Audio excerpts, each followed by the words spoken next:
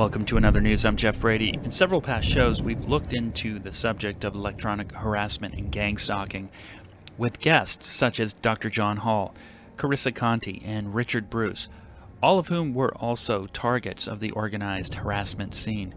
Even though the word itself, gang stalking, is very likely a term created by the U.S. intelligence agencies, not unlike the word chemtrails. Gangstalking refers to the intense, long-term, unconstitutional surveillance and harassment of a person who has been designated as a target by someone often associated with America's security industry. The topic of electronic harassment has bubbled up into mainstream attention this year, yet electronic harassment cases can be traced back to the breaches of human rights and civil liberties documented in the research of attorney Brian Glick, who wrote War at Home, Covert Action Against U.S. Activists and What We Can Do About It. In January 1988, news of a secret nationwide FBI campaign against domestic opponents of the U.S. policy in Central America are some of the earliest reports made public. In recent news, the Richmond City Council passed a resolution supporting a ban on space-based weapons after a lengthy discussion over whether individuals are being psychologically and physically harmed by exotic government-patented attacks from directed energy weapons. And in Redwood, California, there's another proposed ban. We continue to explore the subject with Robert Guffey. He's the author of the book Camilio, a strange but true story of invisible spies, heroin addiction, and homeland security. Camilio recounts the bizarre series of events that began in the summer of 2003 in Southern California. A heroin addict named Damien temporarily shelters a Marine who deserted Camp Pendleton with stolen merchandise, including 23 pairs of night vision goggles. This caught the attention of the Naval Criminal Investigation Service, or NCIS, who launched a massive gang-stalking protocol against Damien that included invisibility suits and hologram technology.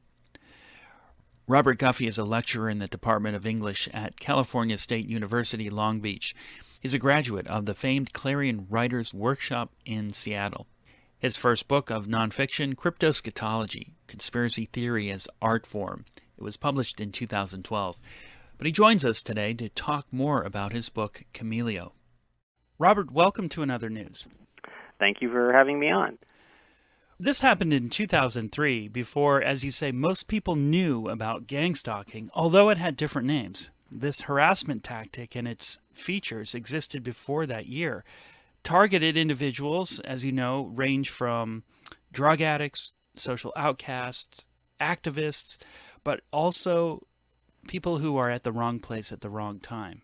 Would you lay out for listeners the events that led up to the character named Dion becoming the target of organized harassment and how it spilled over into your life? Okay. Those terms that you mentioned, targeted individual, gang stalking, they didn't even exist in 2003 when this all started for me and my friend. In the book, I call him Dion Fuller. His real name is Damien. I changed all the names in the book except for those people who were public figures. So I changed his name to Dion, but he told me he didn't mind if I used his real name, which is Damien. And I've known Damien since my 16th birthday.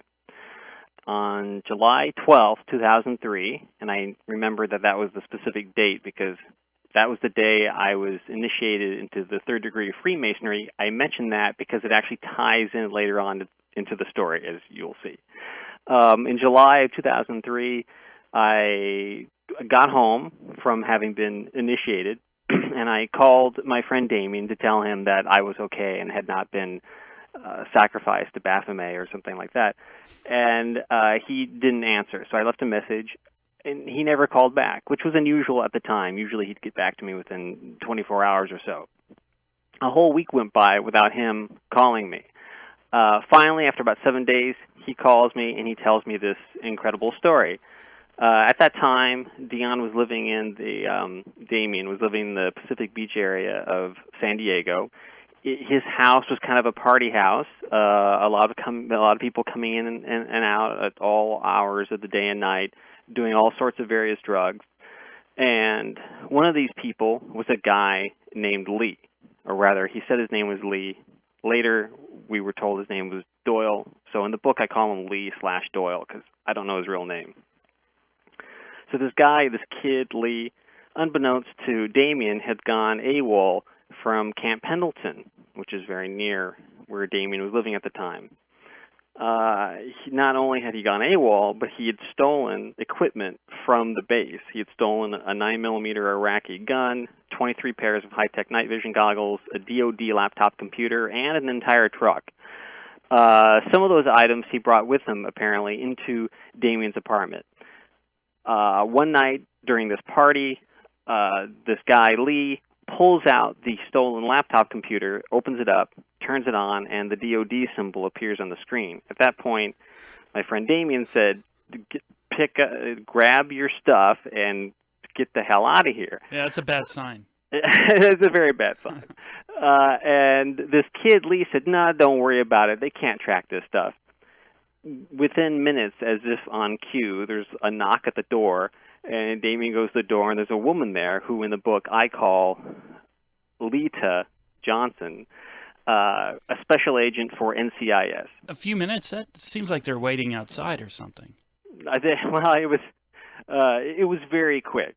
It was very quick. Within, from the moment of him turning the computer on to the knock at the door, it was a very short period of time. Okay. And she says she identifies herself as an agent of the NCIS, which at the time, quite frankly, I'd never even heard of. This was before the TV show NCIS. And she says she wants to search the apartment. Damien, whose dad was a narcotics officer, was very well familiar with his rights and said, go and get a warrant. You can come back. Mm-hmm. She said, I will do that. Damien slams the door in her face, immediately turns around, tells all the people who are doing drugs at this party, pick up your stuff, meaning your illicit substances, and go out the back. They take all the drugs and throw them on his floor, and then they flee out the back. Within minutes, the NCIS come back with the police department, the San Diego police, and it seemed as if they were not working together. There was a very Keystone Cop-like quality to this. They kept kind of bumping into each other and didn't seem to be cooperating with each other. Then none of them cared about the drugs at all. The NCIS woman, what she was most concerned about were these night vision goggles. That was the thing that they were most interested in. And they did not believe that Damien didn't know that this kid had gone AWOL or had stolen all this stuff or was keeping some of it in his house. The night vision goggles were among the items stolen. Yes. By this person named Lee. Yes, Got 23 it. pairs of them. And they arrest Damien, they arrest this guy Lee, and they take them both down to the San Diego jail. And then for about 7 days, they give Damien the Abu Ghraib treatment. They're constantly interrogating him. What do you know? Who are you working with? They assume that Damien is somehow a part of this ring of people who are selling stolen military equipment to like Al-Qaeda or some other nefarious group. This is a very Kafkaesque situation. Damien's sitting there saying, I have no knowledge of any of this. This kid was just sleeping on my couch for a couple of nights. They didn't want to hear any of that.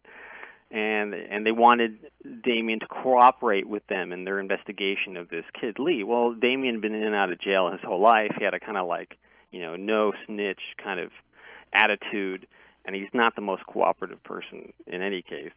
So he just refused to cooperate in any way because, after all, he didn't know anything.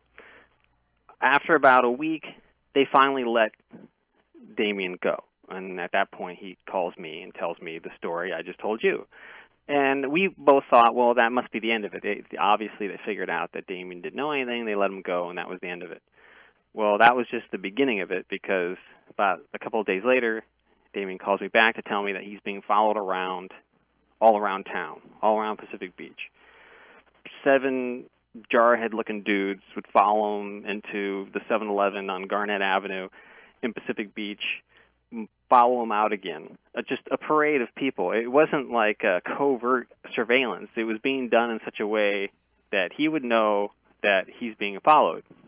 Normally, when somebody's targeted like this, they'll try to make them kind of go crazy, but it was so overt that it was almost laughable. Well, yeah, the intent of it was clearly not some sort of covert surveillance. They wanted him to see them. At first, when Damien told me all this, my initial assumption was that he was suffering from some sort of drug-induced paranoia. It seemed too improbable that what he was describing to me. He was describing to me dozens and dozens of people following him around, and it would change. The people would change. One day it'd be a new person, a new group of people.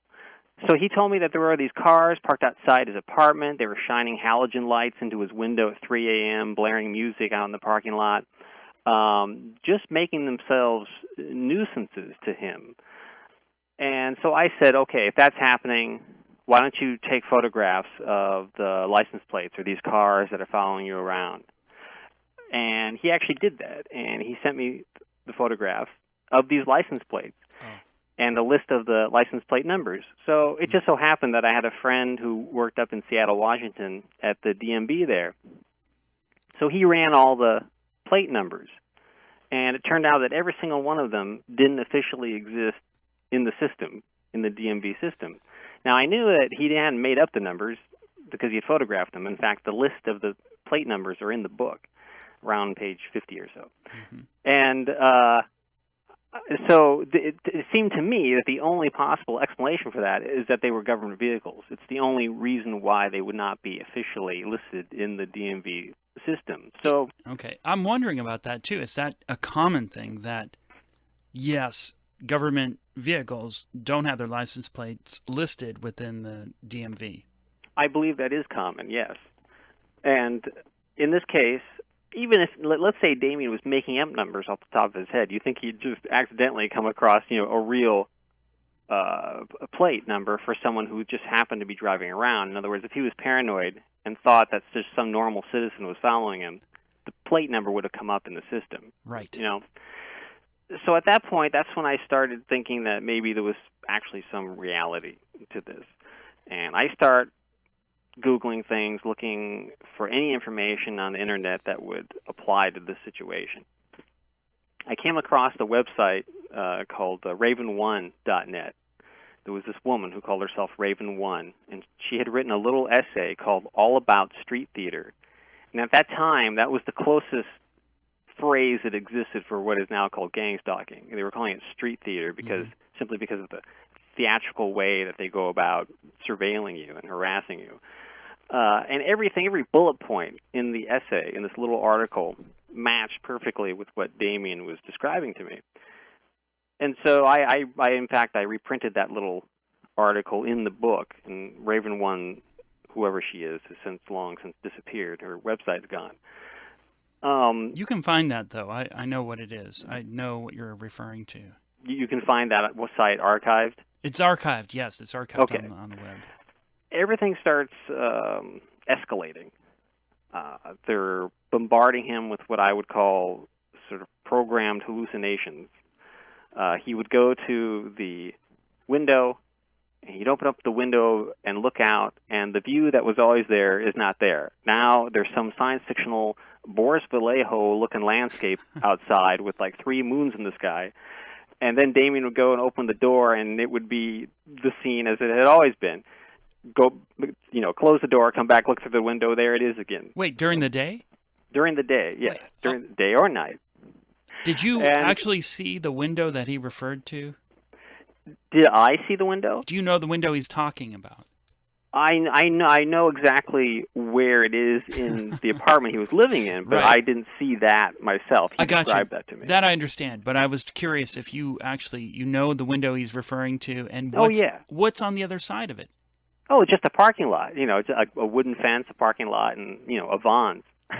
What do you think is going on here? Is this Damien not giving you an accurate description, or it's something else? Oh no, it's important to point out that in that same exact area where Damien was living at the time, or these corporations, SAIC, Science Application International Corporation, and ATC, American Technology Corporation, they were within walking distance of Damien's apartment. And their specialty at that time was developing these exotic weapons, like acoustic bullets, for example, Mm-hmm. directed energy weapons. Mm-hmm. And these exotic weapons can be used to create phenomena that, if you didn't know any better, you would think your house was haunted. For example, one time I was on the phone with him, and Damien, who's, as I said, he's been in and out of jail. He doesn't scare easily. He was frightened like a little girl because objects on his mantle, were suddenly shattering into pieces as if there were poltergeist haunting the room. And I think that what they were using was what's called acoustic bullets, which is essentially projectiles made of sound, which is what ATC, American Technology Corporation, was specializing in at that same exact time.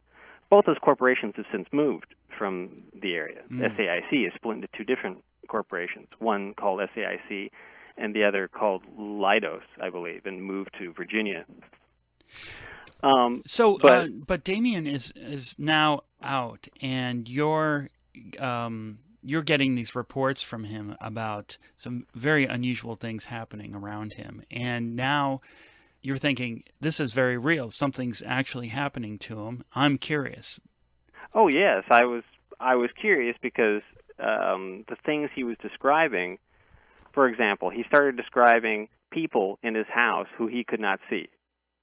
People who were physically interacting with him who were not visible to him. One time he was in the bathroom and he was moving the medicine cabinet, the mirrored medicine cabinet in the bathroom. As he was moving that cabinet mirror, he suddenly caught a sight of them in the mirror, but only as the mirror was in motion. At one point, he could see them as kind of these aura-like dots in the air, a kind of outline of a very small person in the house with him. It seemed to me when he said that, Damien's not a physicist, but I started thinking about, okay, like let's say that there was invisibility technology and they were using it on Damien. If it's light-bending technology, maybe it would make sense that you could see the person in the mirror, but not in the mirror. So I started thinking along those lines and wondering how much of this could in fact be true. And in the midst of all this, other things were happening. For example, Damien would be laying in bed at night, and then suddenly a silhouette of a hand would appear on the wall, and the hand would have the shadow of a gun in it, and the hand would tilt down towards Damien's head and then tilt up again. He saw this sort of black amorphous energy crawl across the carpet of his room, fill up his leather jacket that was lying there on the carpet, and then the leather jacket crawled across the room. In the midst of all this, as this is happening, periodically, the special agent who I mentioned earlier, Lita Johnson, would show up at the door. The people who are parked outside, who are shining the halogen lights through his windows at all hours of the day and night, they would suddenly back out and leave. And then this car would pull in, and it's Lita Johnson. She'd come out, knock at the door, and say, "Have you changed your mind? Would you like to cooperate now? Would you like to give us any information?" And he would say no. And then she would give him her card and say, "If you change your mind, call the number on the card." And then get back in the car, drive away. Then all the other cars would pull back in, and the harassment would start up all over again. Geez, they made it real obvious. They made it very obvious, yes. Now, it's important to point out that Damien had been addicted to heroin for a long time up to this point. Heroin is not a hallucinogen. But also, as I said, I've known him since I was 16, so I kind of know his unique brand of craziness and how it manifests in his mind.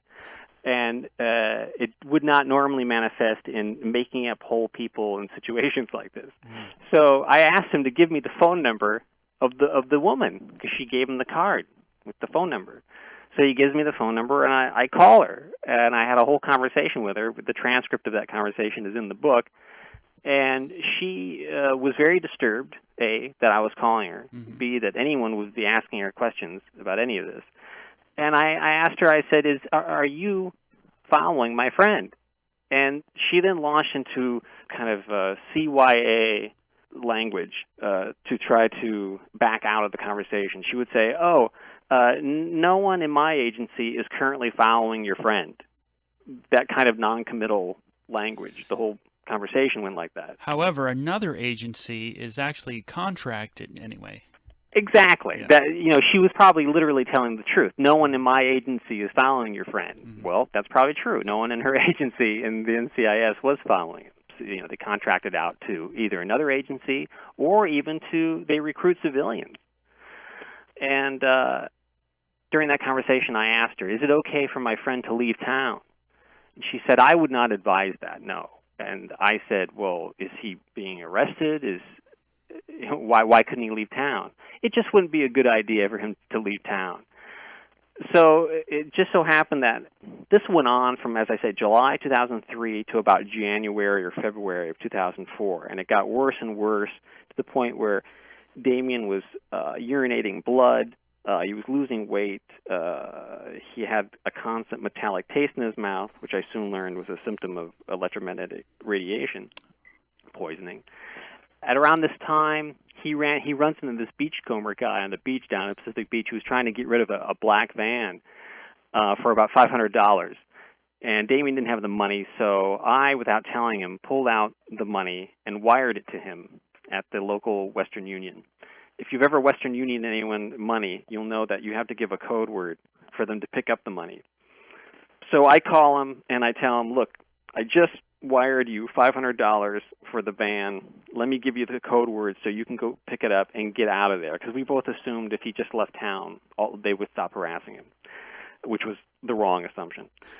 And he says, no, don't give it to me now. He was concerned that if I gave him the password over the phone at that moment, someone else, whoever was monitoring his phone calls, would hear the password and go pick up the money before he could get there. So I said, "Okay, I'll give it to you later." So he hangs up. He gets all his stuff in order. He packs up his stuff.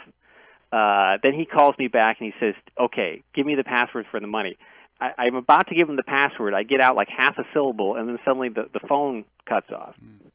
So I call him back. I get out another half a syllable. The phone cuts out. This happened like 8 times in a row. Finally, I remembered something that is unique with when you place a collect call with someone. There's a moment there when the operator is talking and asking, "Will you accept the charges?" where you can both hear each other for a moment. So I placed a collect phone call to Damien, and as the operator is asking Damien, "Will you accept the charges?" I yelled out a kind of a hint that I knew he would understand, and I can't say what it is because it's pornographic in nature, but I knew he would understand what the password was. And so I did that, and then the second I did that, the line cuts off again. So he was able to go and pick up the $500 and buy this van. And he puts all of this stuff in the van, and he leaves. He takes off. And the second he takes off, he calls me from a payphone on the side of the road to tell me that there were these little flying saucer-like drones following him. Now, at the time, in 2003, there were not drones just filling up the sky. As you know, now there are people shooting them out of the sky over Dodger Stadium. The drones were not ubiquitous at all, but here he is describing this little saucer-like drone following him wherever he goes. He drives up to Texas. He goes all the way to Minnesota. At one point, he stops into a bathroom in Minnesota to clean up, and a guy comes in he's never seen before. He's washing his hands next to Damien, and the guy says to Damien, "Listen, if you just give the stuff back, all this will end." And he said it not in a kind of way of like ordering him around. It was more of a pleading tone, like, "Please give the stuff back because I'm tired of following you around." It was that kind of thing. And then another guy comes in, grabs the first guy by the collar, kind of drags him out of the bathroom as if the first guy had broken protocol in some serious way. Obviously, this encounter kind of spooked Damien. He gets back in the van. He starts driving. He's driving towards Kansas. And on the way to Kansas, the van breaks down on the side of the road. And at about 10 o'clock at night, I get a phone call from these 2 good old boys who picked up Damien off the side of the road, and Damien proceeded to tell these 2 guys the whole story that I've just told you. They're like really skeptical, so they ask him, "Is there someone who can verify what you're telling us?" So he gives them my phone number. I pick up the phone, and I hear these 2 guys with this like thick kind of southern accent. They're like, "Do you know this guy, Damien? Are you Robert Guffey?" I go, "Yeah." they go, they told your friend's telling us some like wild fairy tales. And I'm going, no, it's not a fairy tale. This is all real. And I'm trying to explain it to them. As I'm talking to them, one of the guys goes over to the front porch because they had driven Damien back home with them. They go over to the front porch and they start describing to me this little circular drone-like thing that's hovering outside. so it was completely verified for them as in real time. So I was able to convince them to give my friend some gas, put it in the van, and let Damien go, which they did. So he ends up in Winona, Kansas. There's about 101 people living in Winona, Kansas, and for some reason, when he got to Winona, Kansas, the harassment stopped or paused for a moment. And I don't know exactly why that is. Perhaps it's because there are so few people in the town that if a black van drives in and there's like a parade of jarheads following him around through the town, that would kind of stick out, Also, a lot of people in Winona, Kansas own guns, and no matter how advanced your invisibility technology is, it doesn't prevent you from getting shocked by lead projectiles. In Winona, he's able to sit down and kind of collect his thoughts for a moment, and he starts scouring the internet looking for anything that looked like the invisibility technology that he saw. And he saw an essay about this Japanese inventor who'd invented an invisibility cloak, but that didn't look like anything he'd seen. And then finally he comes across this website, Camelio.net, run by this guy named Richard Schoengert. And Damien sends it to me and says, look at this. The way he describes this is more like what I experienced. So synchronicity plays a huge role in this story. I go on Richard Schoengert's website, and I'm surprised to see that Schoengert says that he's a 33rd degree Scottish Rite Mason in the Scottish Rite in Long Beach. Well, I'm a 32nd degree Freemason in the Scottish Rite at Long Beach. So I realized that this guy who said he's invented this chameleonic invisibility technology is in the same lodge as me. So I assume I must have met him, but I didn't recognize the name. So I contact this guy and I say, look, I'm a writer. I've interviewed all these people. I'd like to interview you about your Camelio technology. And he said, perhaps because we were in the same lodge, he was like, okay, meet me at the lodge on Saturday. So that Saturday, Damien comes all the way down from where he was to come and meet this guy. So we pick him up, and we take this guy, Richard Schoengert, out to lunch, and then back to my office on campus, where we interviewed him for about 2 hours. And I couldn't know if anything that Richard was going to say was going to tie into Damien's experiences. But over the course of that 2.5 hours, everything he said tied in perfectly with what Damien had experienced. Richard had been approached by SAIC, and he mentioned the exact corporation before Damien had said anything about his situation. Richard had been approached by SAIC. For listeners, that's the same corporation within walking distance of where Damien originally lived. Absolutely. Okay. And so he was approached by SAIC about 10 years earlier, before 2003. So we're talking like 1996 or the late 90s. And he had pitched them the idea of this chameleonic invisibility technology. They seemed interested. They kind of vacuumed up all the information and they disappeared. He had also been approached by the Navy. He took the Navy to his laboratory. He shares a laboratory with Dr. Lev Berger, who's a preeminent physicist. I've been to Lev Berger's laboratory in Hemet, which is in the middle of Nowheresville. And Lev Berger has these photos on the wall of him shaking hands with Ronald Reagan and Richard Nixon. So Lev Berger is a well-known physicist, and that's Richard's partner. Oh, and they have this lab. I got you. Okay. And so they had been pitching people on this idea of the invisibility technology, including the Navy and SAIC, going back 10 years. 10 years ago, from 2003. Right, exactly. And so SAIC had ample time to take Richard's ideas and manifest them in reality. And Richard mentions to us that he had already initiated a FOIA request because he thought that his technology had been stolen by the military. He says all this before we've said anything about Damien's situation. I start asking him specific questions. I say things like, I may not have mentioned this before, but one of the things that was happening in Damien's apartment was that he would come into his house and it would look like the apartment was growing. He would go into the apartment and it would look like the inside of the apartment was larger than the outside, like Doctor Who's TARDIS. And even neighbors or friends would come over and say, "Is your apartment growing?" Or conversely, it would shrink. It would look smaller on the inside than it had previously. I asked Richard, can you use this chameleonic technology to make it seem as if a room is larger on the inside than on the outside? He said, "Oh, yeah, absolutely, you could do this." And then I said, "Well, could you use this for psychological warfare purposes?" And he said, "Oh, yeah, that's in the original patent. I mentioned that. Yeah, you could make someone start seeing all kinds of weird things. You could make them go crazy with this."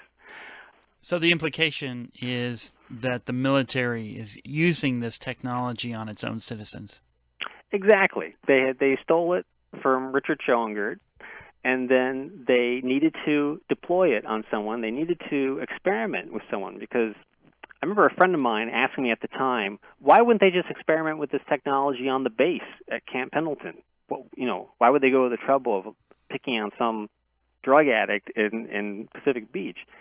And I said, well, it actually makes perfect sense, because you would want to experiment with this stuff in real time, in a real situation with someone who doesn't know what's happening. You want them to test the person, observe them, and see, when do they notice that the technology is broken down?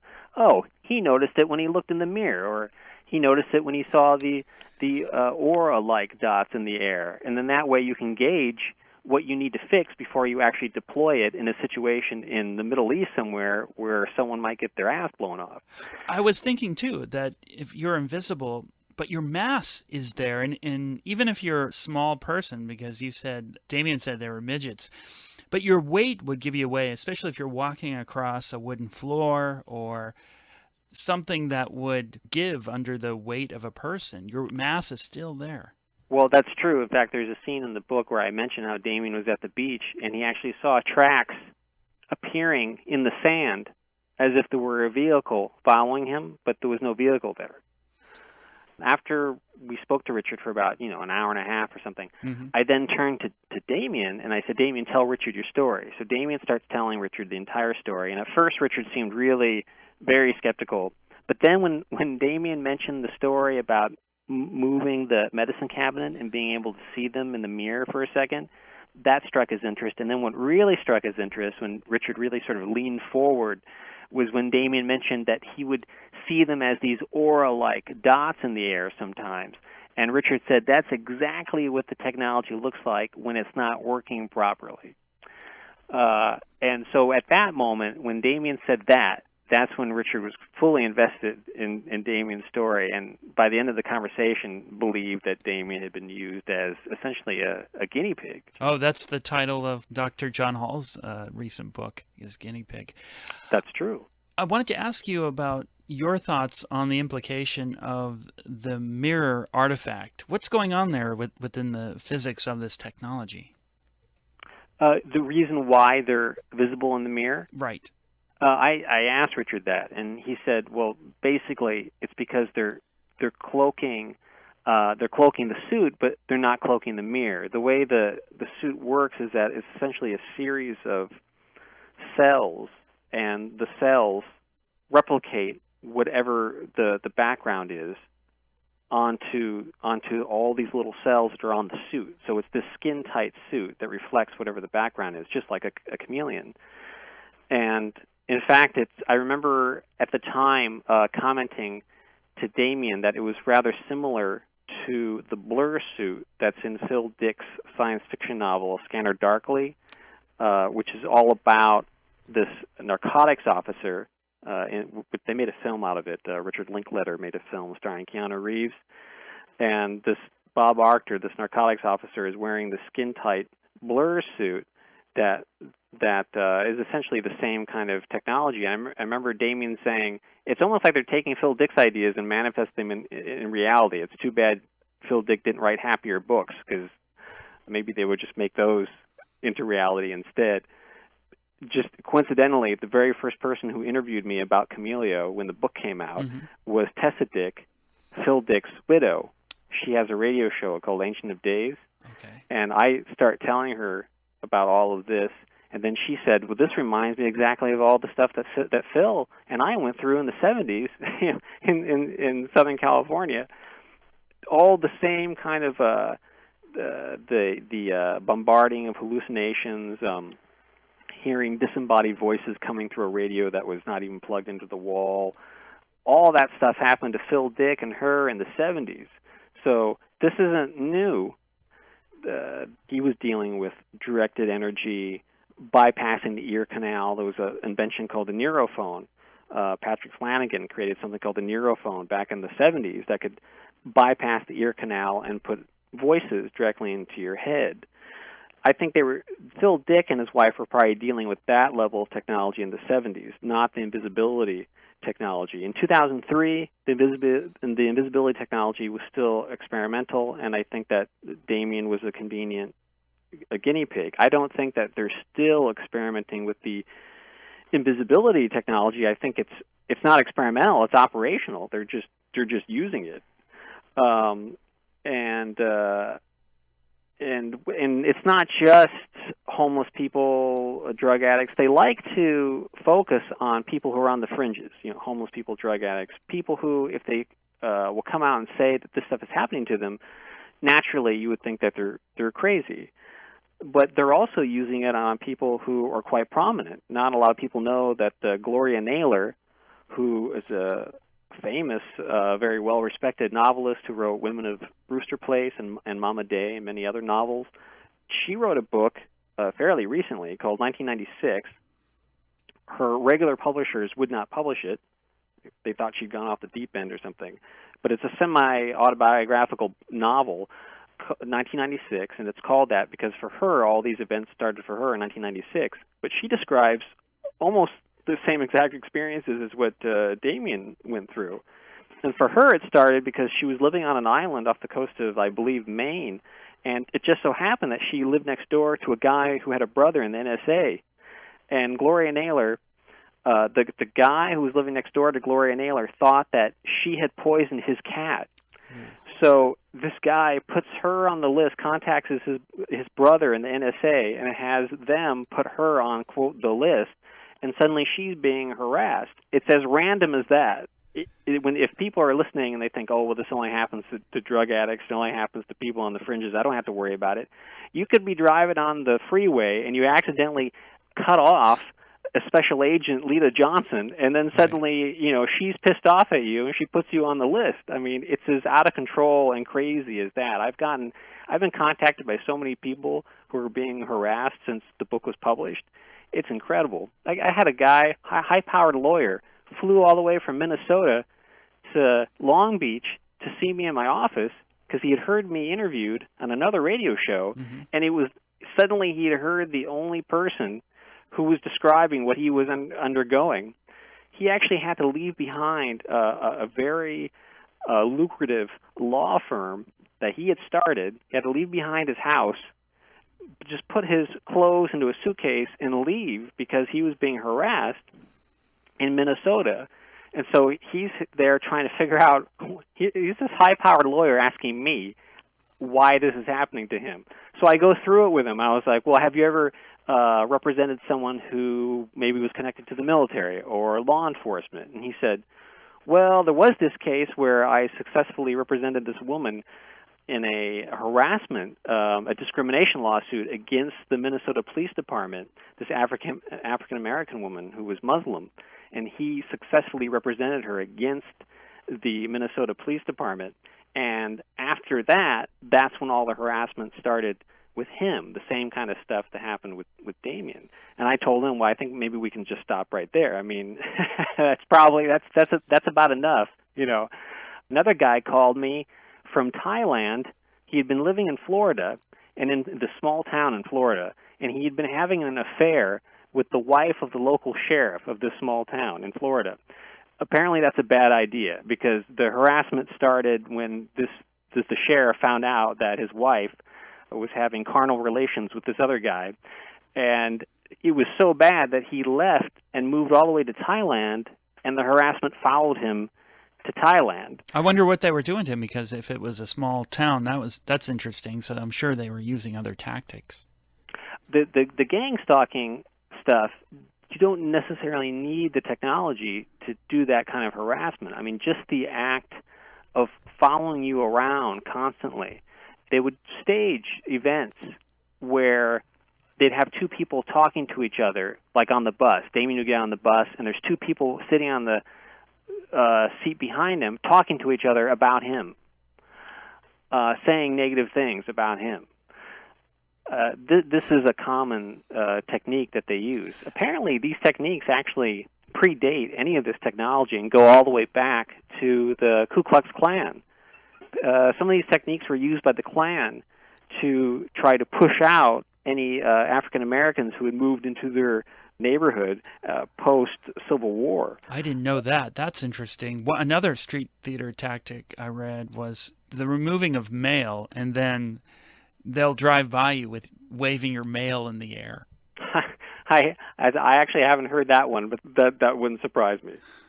With Damien, all the neighbors moved out. One by one, all of his neighbors moved out. And even the mailman, the normal guy who'd come and deliver the mail, they replaced him with a new mailman.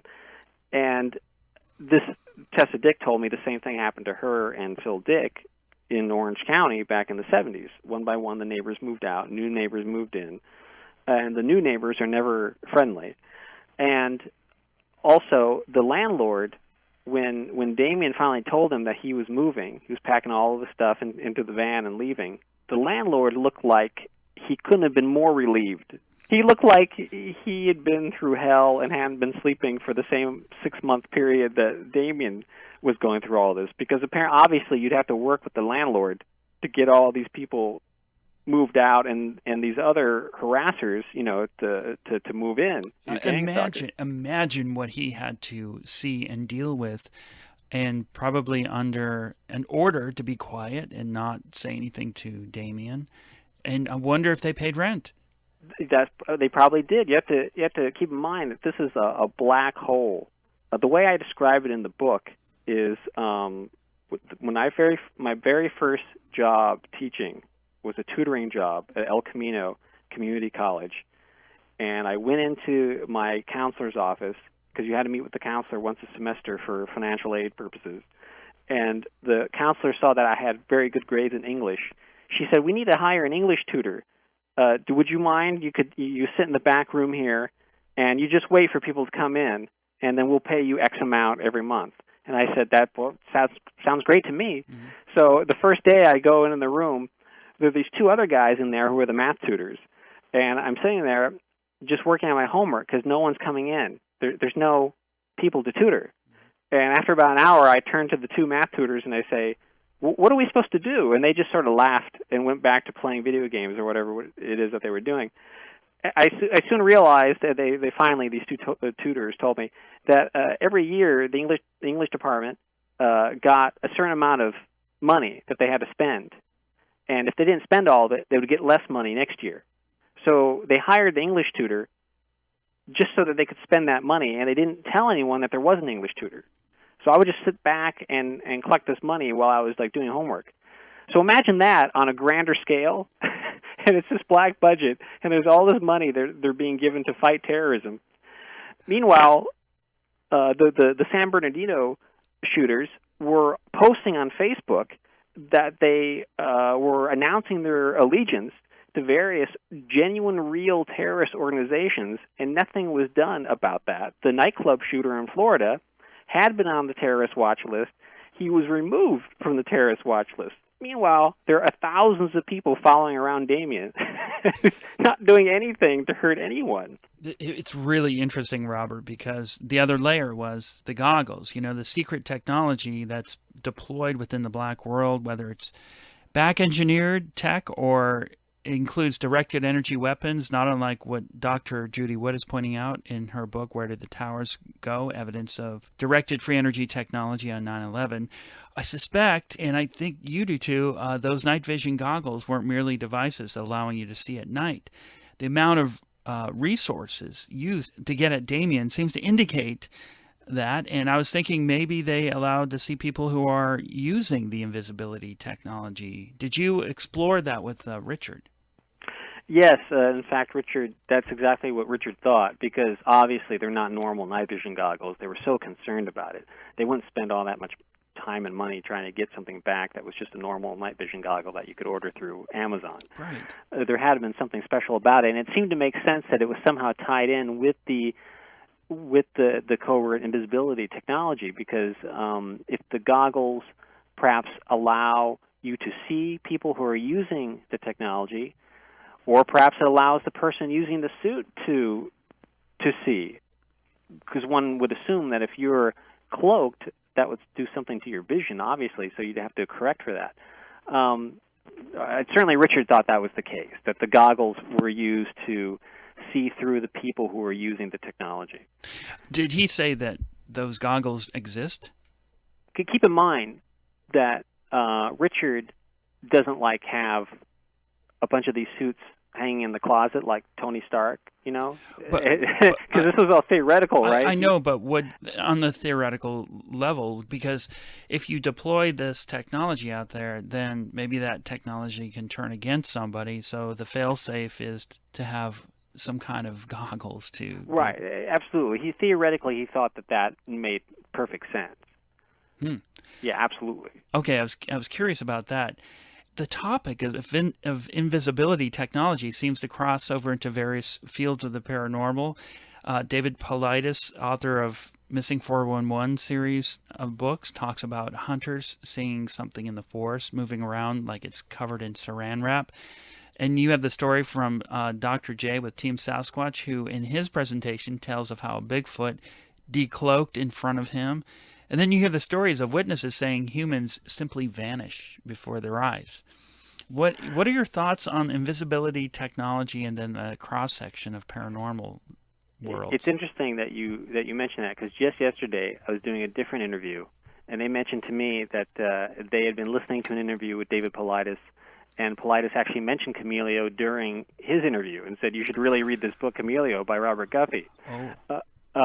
So I do think there could very well be an overlap, particularly in regards to, I saw Paulides before even Camelio had come out. I saw him speaking in Costa Mesa, which ironically he was speaking not far from where Richard Schoengert lives.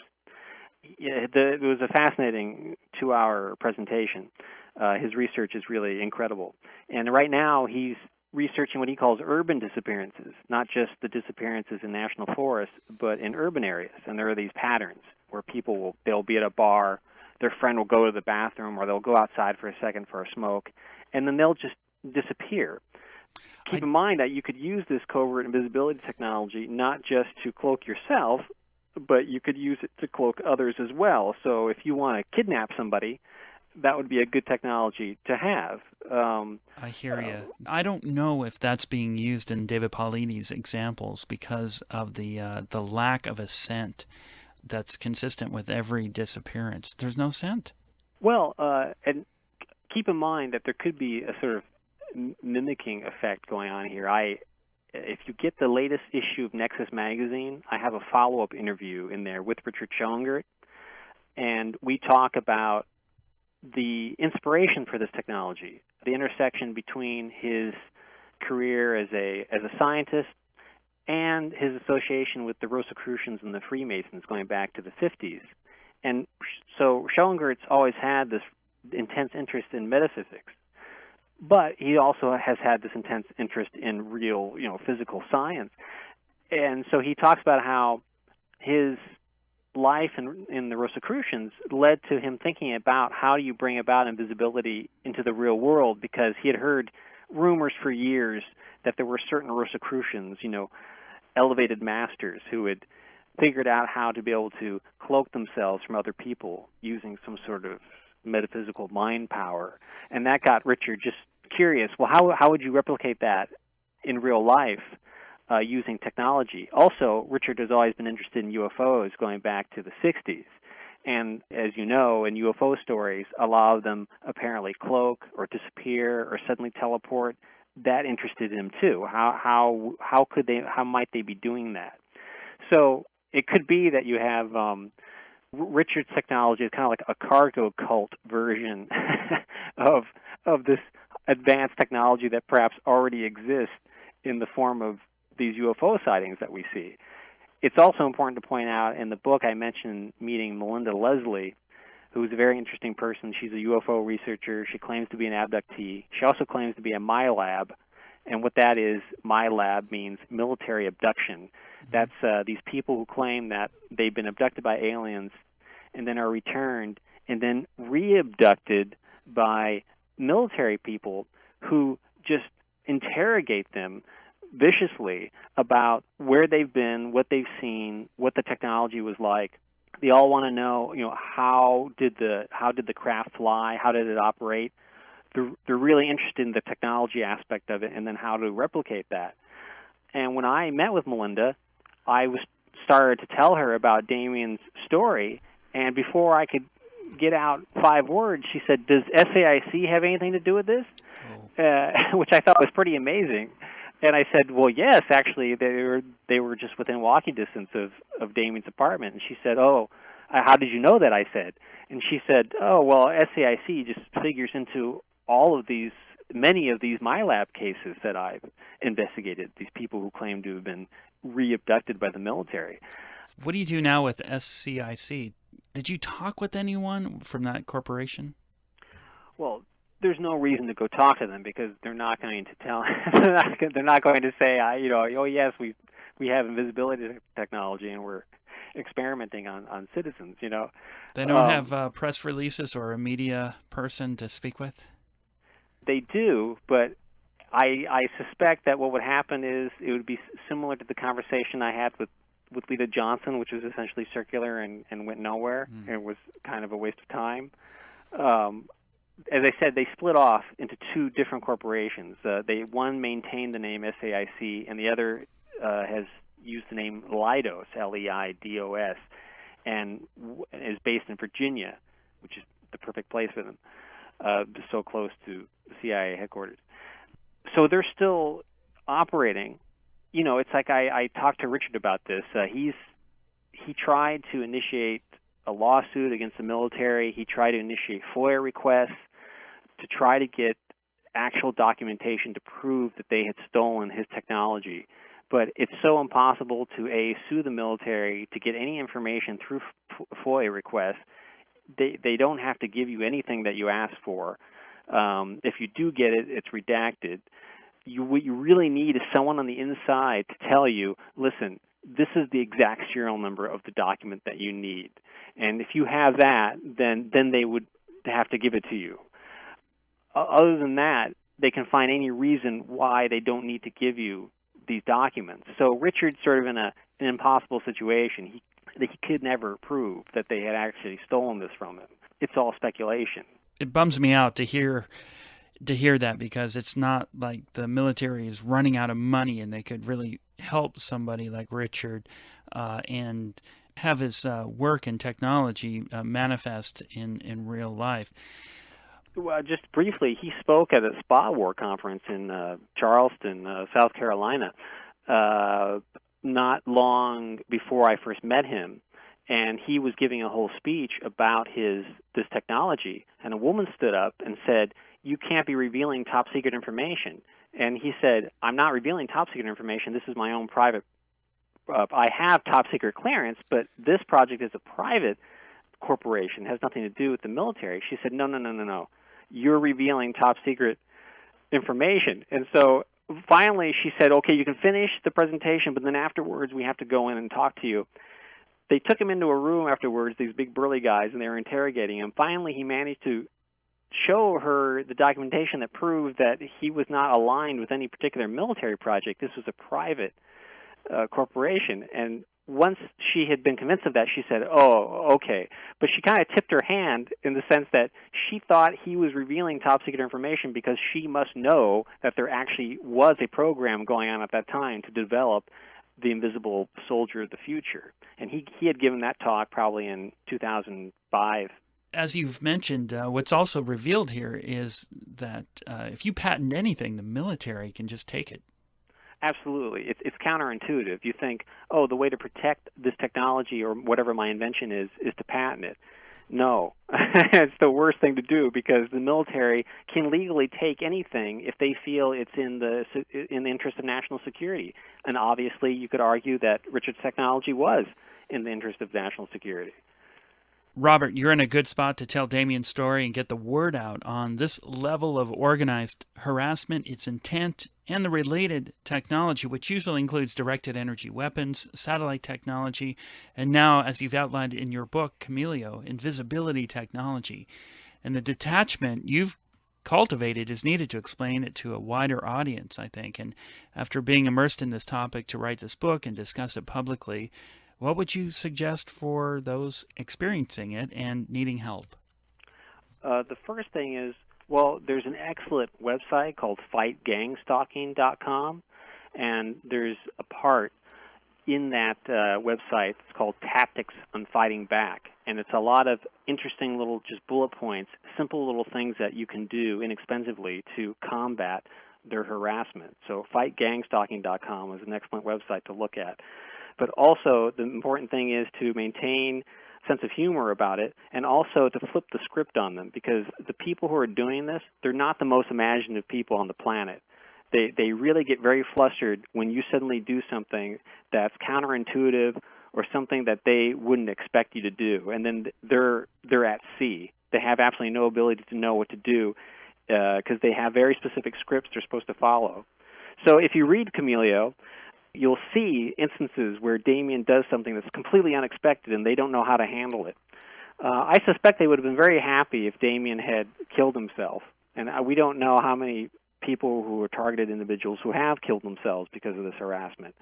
But Damien's just such a stubborn personality that he managed to, persist. And so that's what you have to do. You have to actually persist and not be afraid of them. Because that's the whole point of the technology is to make you think that you're going crazy.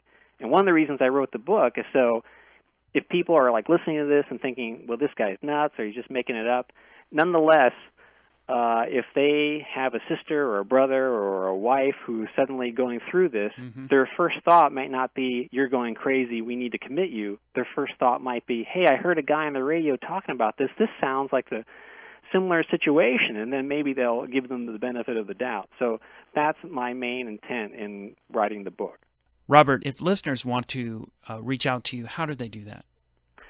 You can contact me through my website, which is www.cryptoscatology.com, CRYPTOSCATOLOGY.com, and you can order copies of Camilio through orbooks.com or through Amazon, I suppose, though a couple of weeks ago I saw that there were independent sellers